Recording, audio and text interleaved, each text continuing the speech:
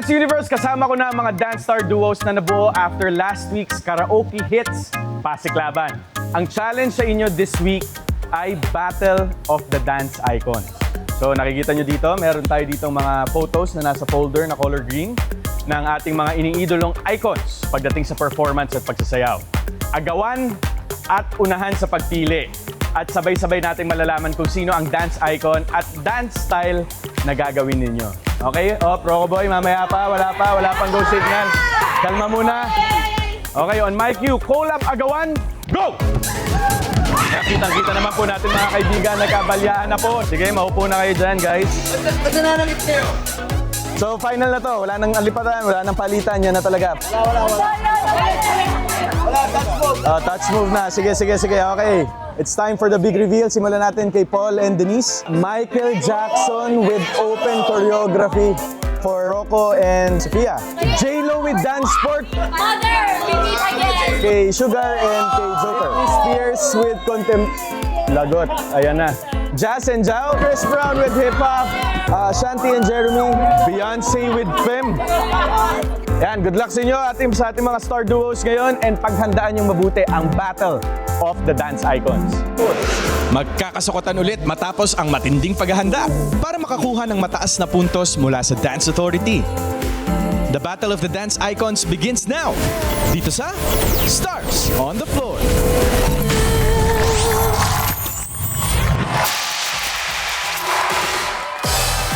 Let's go! Dance Universe! Welcome to the last night of Collab Agawan.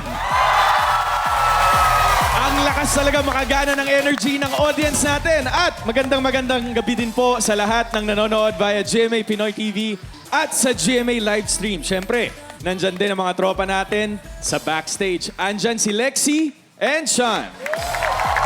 What's up, guys? Sila po ang maghahatid ng mga ganap sa likod na mapapanood nyo sa SOTF Backstage at tutukan din ninyo ang Dance Break every Wednesdays, Thursdays, and Fridays on ATM and Kapuso Stream, YouTube channel and Facebook page. Eto na, Dance Universe, ready na ba kayong lahat? Ako na mismo ang magsasabi, rekta na natin. Matindi ang pressure na nararamdaman ng mga dance stars natin because tonight, they will perform dances inspired by the biggest dance artists in the world. This is the Battle of the Dance Icons. At ang huhusga kung pasok o hindi ang mga sayaw nila, syempre walang iba, kundi ang ating Dance Authority. Andyan si Coach J, si Best Friend Raver Cruz, and the one and the only, the ever-young Miss Marian Rivera! Let's start this epic dance battle. Ang unang sasabak sa challenge this week, Paul and Calista Denise. Oh, di ba? Idol ko yan, bata ako. Sobrang right timing ng pag-partner natin sa MJ. Matagal na kita gusto makasayaw. Gusto ko ma-feel, ma-vibe. Siyempre, ang challenge kina Paul at Denise, ang matutunan ng iconic moonwalk ng nag-iisang King of Pop, Michael Jackson. So ito guys, tuturo ko lang yung moonwalk. Yung upper body natin, medyo may konting moves din. So parang gumaganto yung leg natin. Yeah. So pag ginawa ko siya ng sabay, boom, ka, and boom, ha. Ha? Yeah.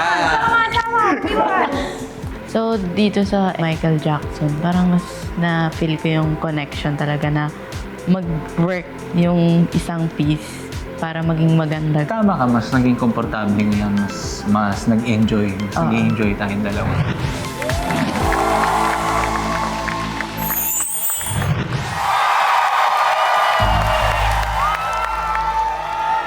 Dangerous.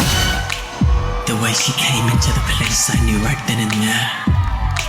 There was something different about this girl. The girl was bad. The girl was dangerous. Dangerous! The girl is so dangerous. And the whole world has to listen right now to the tell you once again who's bad.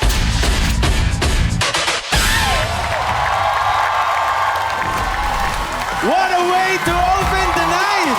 Paul and Calista Denise. First choreographed by Coach Cheng. Tanungin na natin ang Dance Authority. Nasapian ba sila ng spirito ni MJ during that performance? Coach Jay, Meron lang akong isang comment na minsan pag masyado na tayong gigil na gigil. in the zone. Oo.